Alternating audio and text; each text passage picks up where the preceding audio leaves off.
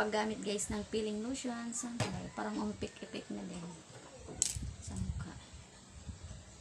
Dapat talaga. Umagang kay ganda mga kainday, for today's video, nagising nga po kami ng aking asawa ng maaga kasi nga po may trabaho po siya mga kainday.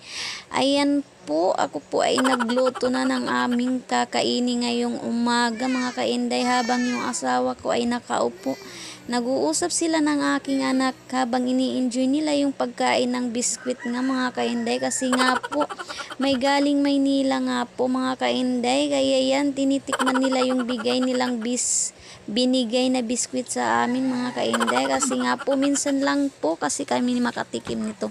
Makakakain lang po kasi kami nito pag may dumadating na galing Maynila mga kainday. Ang sarap talaga ng biskwit mga kainday.